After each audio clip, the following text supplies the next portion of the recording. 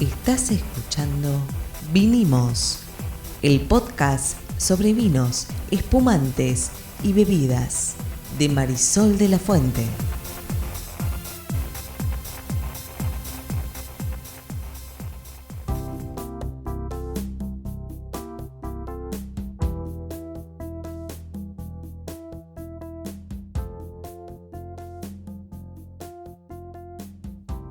Bienvenidos a Vinimos. Yo soy Marisol de la Fuente y soy la sommelier. Yo soy Ariel Torres, no soy el sommelier. Soy el que pregunta, el que hace las preguntas que por ahí te haces vos, algunas que se me ocurren a mí. Hoy vamos a hablar de... Vamos a hablar de espumantes.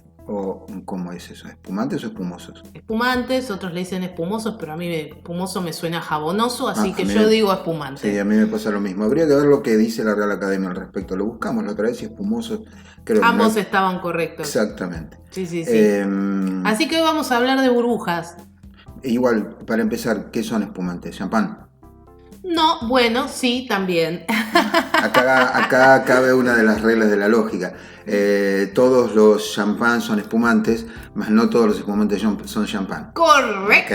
Todos los gatos son felinos, mas no todos los felinos son gatos. Así es. Muy bien. Explícanos un poquito cómo es ese. A ver, hoy vamos a hablar de estas diferencias, pero también me gustaría contarles a los que están escuchándonos cómo se producen, cómo elegirlos, qué significa lo que dice la etiqueta. Pero bueno, arranquemos por el principio. Si estamos hablando de un espumante, espumoso o champán, como todos lo conocen, o incluso, como habrán escuchado por ahí, de un cava, que es el espumante español, o un Franciacorta, que es un espumante italiano. Vamos a hacer acá un aviso en rojo. Sí. Nosotros estamos utilizando la palabra champán y cava y el otro, el italiano, ¿cómo me dijiste?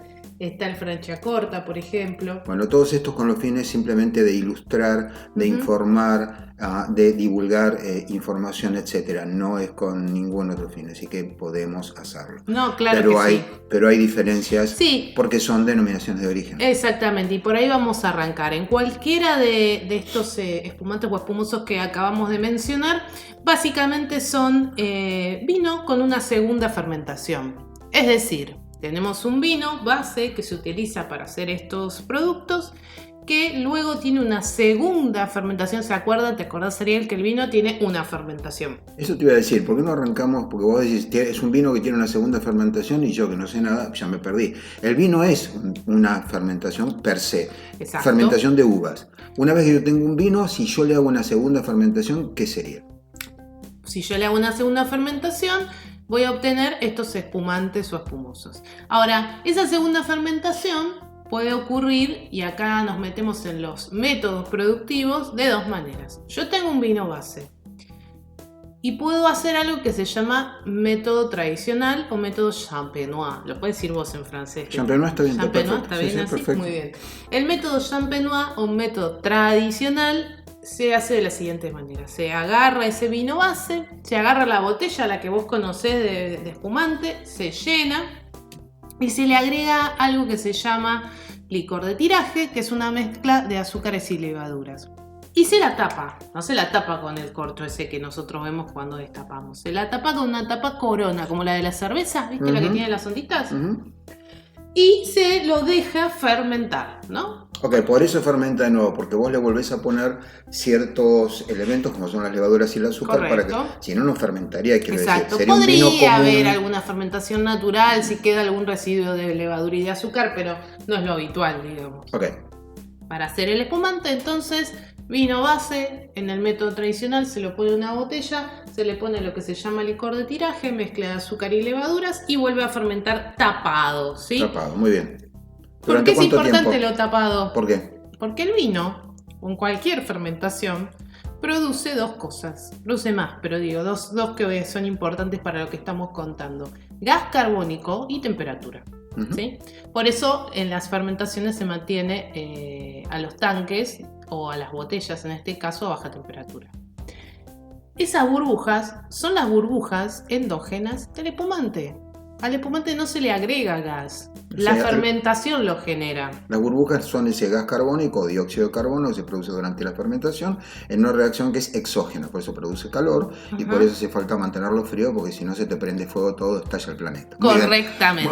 Bueno, tal vez no tanto, pero digamos. Yo las voy a tener seguramente en un lugar fresco, las voy a ir rotando. Digamos, no es soda, no se le agrega gas. No se le agrega gas. No No, se- no, no. esto es Si tot- se le agrega gas, no es un espumante, es una Exacto. bebida gasificada, Exacto. como una gaseosa. Alguna vez a alguien, se supone que un monje en Champagne, se le ocurrió, o por error, dicen que por error, no conozco la historia, vos por ahí sí, es lo de menos. Estamos hablando de Dom Perignon. Bueno, pero se le ocurrió esto. En realidad, terminemos el proceso Dale, productivo y mejor. hablamos de Dom Perignon. Dale. Entonces, tengo vino base, va a una botella, pongo azúcares y levaduras, la dejo tapada, la dejo en un lugar fresco. Seguramente, como esos elementos sólidos están dentro de la botella, la vamos a ir girando, que es lo que se hace habitualmente. Y cuando la fermentación ocurrió, es decir, las levaduras se comieron todo el azúcar, voy a tener el vino con burbujas, voy a tener el espumante. Muy bien. Lo siguiente que voy a hacer es agarrar esas botellas y hoy, de una manera más industrial, pero en su momento de una manera más artesanal, voy a dejar la botella boca abajo, con la pico hacia abajo, voy a congelar el pico de la botella y en ese congelar, como todos los sólidos que quedaron se fueron hacia el pico de la botella, se van a congelar. Y ahí se va a hacer lo que comúnmente se llama degüelle. Ok. ¿Sí? Vamos a sacar en la tapa corona, yo no lo dije, adentro de la tapa corona hay como una especie de plastiquito embudito que se llama opérculo que contiene todos esos sólidos. Cuando hacemos esta congelación se saca y una vez que se saca se le agrega a ese líquido algo que se llama licor de expedición, que es lo que nos va a dar la tipicidad del espumante. Más dulce, menos dulce. Exacto. Muy bien. Y a mí me gusta hablar claro. Muy bien. Vamos para atrás otra vez. Falta el otro método. Sí, falta el otro método, pero pará. ¿A qué pasa? Le agregamos el licor de expedición, le damos la tipicidad y luego tapamos. Y ahí sí usamos el corcho que finalmente nosotros vemos cuando la botella llega a nuestra casa. Listo, Y dice- le ponemos también, La etiqueta.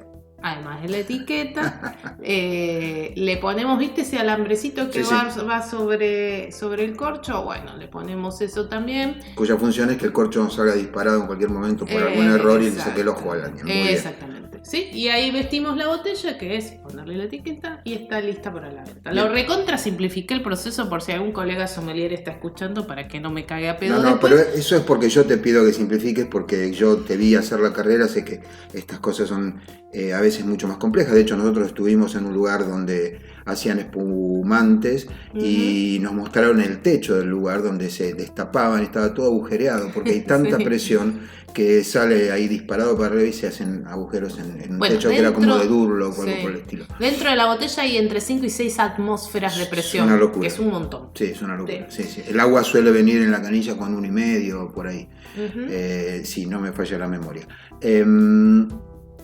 Así que no se vuelvan locos y acá estamos simplificando porque es precisamente la idea que uno pueda saber que los espumantes en el método tradicional, en el otro lo mismo, digamos, nunca se le agrega gas, el gas es producto de una fermentación que se hace con el licor de tiraje, ¿se llama? Correcto. El licor de tiraje, y una vez que esto se terminó, pasado un tiempo, que son 6 meses, 2 meses, una semana. No, lo sé. es un poco más breve. Ok, bastante más. se le saca, se congela la parte del pico de la botella, se saca la Los tapa, residuos se sacan líquidos, los residuos, se le agrega- sólidos, perdón, y y se agrega el licor de tiraje, expedición. de expedición, perdón, eso después nos vamos a decir qué es, y ahí ya tenemos el champán. Espumante listo o el champán. Como Muy dice bien. Torres. ¿Y el otro método cuál es? Este que acabamos de escribir, como les dije, es el método Champenois tradicional. ¿Sí? Puedes hacer esto mismo dentro de un tanque gigante, ¿no? Este es el método Charmat. Tenés el licor, el vino de base, va a un tanque, se le agregan las levaduras y azúcar. Obviamente el tanque está cerrado, no es igual a los tanques donde se produce vino tranquilo, ¿no? El vino Tranquilo tomamos significa sin burbujas. sin burbujas, el que Claro, tomamos todos los para días. los que no son sommelier. Vino tranquilo significa sin Exactamente, burbujas. entonces un tanque que está cerrado, al vacío, donde se produce esta segunda fermentación, donde que aguanta toda esta presión, porque son grandes tanques de cientos de litros. Y una vez que tenemos ya listo el espumante, va a un envasado, ¿sí? También se hacen unos filtrados y demás, pero va a un envasado porque ya produjimos a gran escala el espumante, ¿sí? Esos son los dos métodos que existen. Y yo mencionaba antes el licor de expedición. Y acá algo que es más que nada un tip para la gente, para los que nos están escuchando, para el momento de comprar, ¿no? El licor de expedición lo que va a hacer es darnos, como yo dije antes, la tipicidad, que Ariel lo resumió como... Más dulce o menos dulce. Más dulce, menos Más dulce. seco o menos seco. ¿Vieron que en la etiqueta dice de repente Natur, Brut, Extra Brut, Sí, Sec, hay que hacer un curso, un Demisec? posgrado para entender. Okay. Y la gente piensa que es la calidad del espumante. No. O muchas personas piensan que eso habla de la calidad del espumante. En realidad no. Está hablando de la cantidad de azúcar, de gramos de azúcar por litro que tiene el espumante. Entonces, cuando vos ves la escala varía de acuerdo a cada país, ¿sí? No es igual en todo el mundo. ¿Por qué? Porque las uvas y los vinos base que vos puedes conseguir en temperaturas más cálidas o más frías son diferentes. Entonces, el espumante de por sí ya va a ser un poquito más frutado, menos frutado, con más carga de azúcar, menos de azúcar, más allá de que cuando termina el proceso productivo es seco, ¿sí? Fantástico. Antes de seguir con los nombres y sobre todo con Brut, que me parece que es la palabra clave acá. Sí. ¿Cómo le pueden poner Brut? Bueno, no importa. ¿Con qué vino se hace champán? O sea, perdón, espumantes. ¿Con qué uvas? ¿Con qué uvas, correcto? Vos acá en la Argentina vas a encontrar espumante con el corte más tradicional, que es el de Chardonnay Pinot Noir. Pero también en Argentina vas a encontrar espumante de Torrontés, vas a encontrar espumante con algo de Sauvignon Blanc, podés encontrar espumantes, incluso algunos con un toque de Malbec. O sea, no deliren, cuando están tomando un champán, más allá de todo esto que obviamente le da otros descriptores, le da las burbujas en la boca, etcétera, etcétera, están tomando también un vino que se hace con uva, que va a tener su raíz aromática que proviene de... Sí, totalmente. Brut, ¿qué significa? Un vino con una segunda fermentación. Brut, ¿qué significa? Brut, vamos a decirle toda la escala al que nos está decís escuchando. Brut, no, por favor, te lo pido. Brut significa que tiene menos de 15 gramos por litro de azúcar. Brut significa que es el menos dulce, el del medio o el más dulce. Estás en el medio. O sea, Brut está en el medio. Exacto. ¿Cuál es el más dulce? ¿Nature? El más dulce, no. Todo es el dulce. ¿Cómo se llama? El dulce se llama dulce. En general lo van a encontrar como Demisec, que es entre 15 gramos y 40 gramos de azúcar por litro. Ya después te vas al dulce, que es hasta 40 gramos por litro. Y el súper dulce o extra dulce, que es más de 60 gramos por litro. ¿Y el menos dulce de todo? Es el Natur. Ah, mira. El que no tiene ningún agregado de azúcar. Tiene, en realidad llega hasta, tiene menos de 3 gramos de azúcar por litro. Comparado muy poco. Claro. ¿Sí? Entonces Natur, después viene el Brut Natur, que tiene menos de 7 gramos. El Extra Brut, que tiene menos de 11, y ahí aparece el Brut, que tiene menos de 15. Extra Brut es el que más se ve. Es el que más se vende. Es el que más se vende. El Extra Brut y el Brut son los más vendidos. Pero también tiene que ver con esta idea de que el Extra Brut es como extra. Como extra, no es como extra. que es mejor. No. Y no tiene nada que ver. No tiene esto. que ver. Vamos para atrás un poquito de nuevo. Sí. Porque esta es, yo me imagino que lo mismo ha ocurrido, no lo sé. Así que no me tomen la palabra, busquen en Wikipedia. Lo mismo habrá pasado con otras bebidas, como por ejemplo con la cerveza o incluso con el vino. ¿Cómo es que alguien llega a la idea de hacer la doble fermentación del vino? En realidad, la historia, los mitos y leyendas dicen que lo que ocurrió fue que Dom Perignon, allá, él era un monje, ¿sí? Pierre Perignon se llamaba. Él era un monje que era un monje benedictino, francés, que a los 19 años se une a la congregación, pasó por varias congregaciones y en la última que él está, lo ponen a cargo de la bodega, ¿sí? La bodega del sótano, básicamente, ¿sí? El sótano de ahí del monasterio, y le dicen: che, Pierre, nos tenés que resolver el problema de las burbujas en el vino. ¿Cómo? ¿Tenían un problema de burbujas? Claro, ya existían las burbujas. Ajá. ¿Por qué? Existían porque nosotros hoy cuando hacemos vino, cuando las bodegas hacen vino, cuando los enólogos hacen vino, luego que ocurre la fermentación, ya contamos en algún podcast, hay todo un proceso de estabilización, filtrado, etcétera, etcétera. Entonces, entre comillas, se aseguran que dentro del líquido no quedan levaduras activas y ni azúcares. Claro, porque si no te pones un vino en tu cava y empiezas a tener burbujas. Exactamente, claro, porque va a ser la segunda fermentación. Entonces, imagínate por ese entonces, 1600, finales del 1600 en realidad, hacían el vino y lo embotellaban, no filtraban, estabilizaban y todo lo que hace, clarificaban y todo lo que se hace hoy. 2 por 3 se despertaban a la 1 de la mañana con un balazo que era un corcho. Bueno, dice la historia que sucedía eso. Encima estaban ahí en Francia, en la región de Champagne, y en el sótano obviamente le empezaban a explotar las que estaban más arriba y le hacía seguramente, me imagino, una explosión en cadena a todas las demás botellas. Muy bien, ¿y Dom Perignon qué dice? Y acá este muchacho empezó a investigar un poco de esto. Obviamente él no supo cuál era el motivo por el cual ocurría esto, porque eso lo descubre Pasteur muchos años después, ¿no?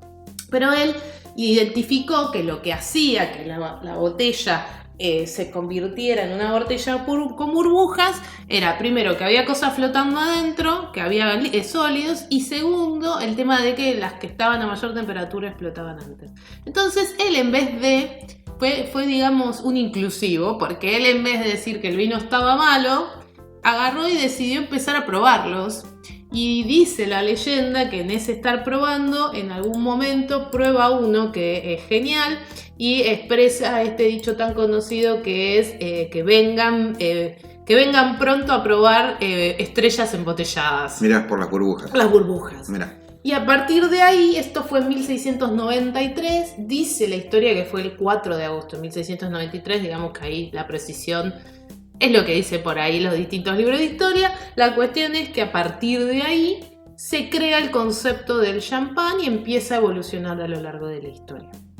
Y él empieza a trabajar y a perfeccionar el proceso productivo para hacer estas estrellas embotelladas. Muy bien. Y de hecho, acá quiero aclarar, hay una marca muy conocida de Moet Chandon, que es Dom Perignon, que es muchísimo posterior a Dom Perignon, y que le pone Moet Chandon le pone ese nombre a esa línea, obviamente en conmemoración a quien se considera el padre del champán. Pero Chandon tiene el derecho de usar esa denominación de origen.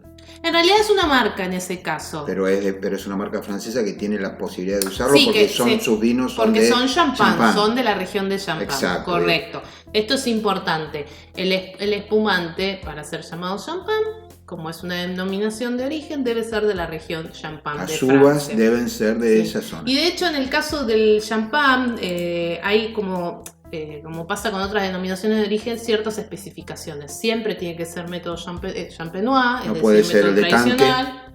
Siempre son una combinación específica de uvas, que son el Chardonnay, el Pinot Noir, que esos son los que usamos acá, y el Pinot Meunier, que es otra variedad, que acá no hay, pero muy, muy poquito.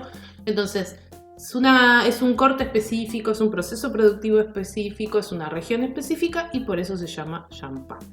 Muy bien, creo que estamos para brindar con estrellas embotelladas. Por supuesto que sí. Nos vemos en el próximo. ¡Vinimos! Aquí vinimos, sí señor. Chao.